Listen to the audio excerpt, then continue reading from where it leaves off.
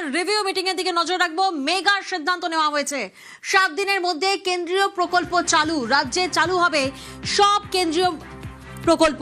সোমরাজ প্রতিনিধি আমাদের সঙ্গে রয়েছেন, সরাসরি সোমরাজের থেকে জানবো। সোমরাজ, আজকের এই রিভিউ মিটিং এ ঠিক কি নির্দেশ দিলেন মুখ্যমন্ত্রী?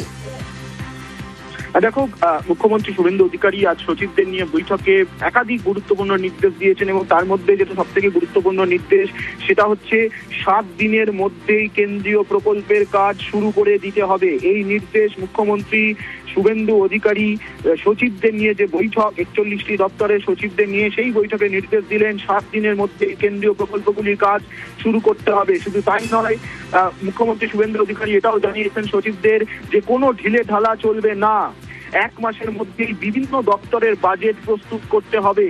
মুখ্যমন্ত্রী এই নির্দেশ দিলেন সচিবদের নিয়ে বৈঠকে। পাশাপাশি মুখ্য সচিব মনোজ কুমার আগরওয়াল তিনি বৈঠক চলাকালীন সচিবদেরকে বলেন বিভিন্ন দপ্তরকে আয় বাড়াতে হবে। এই নির্দেশ মুখ্য সচিব মনোজ কুমার আগরওয়াল দিলেন বৈঠক চলাকালীন। প্রায় 1 ঘন্টার কাছাকাছি এই বৈঠক করেছেন মুখ্যমন্ত্রী শুভেন্দু অধিকারী এবং সেই বৈঠকে নির্দেশ দিলেন যে 7 দিনের মধ্যেই কেন্দ্রীয় প্রকল্পগুলির কাজ শুরু করতে হবে, কোনো রকম ঢিলে ঢালা চলবে না।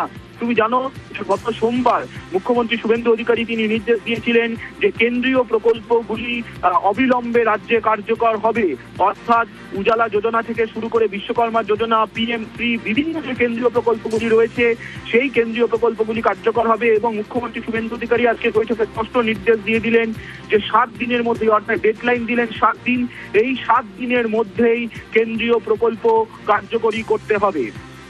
বেশ সোমরাজ, তুমি আমাদের সঙ্গে থাকো, আরো একটি বড় খবরের দিকে আমরা নজর রাখবো।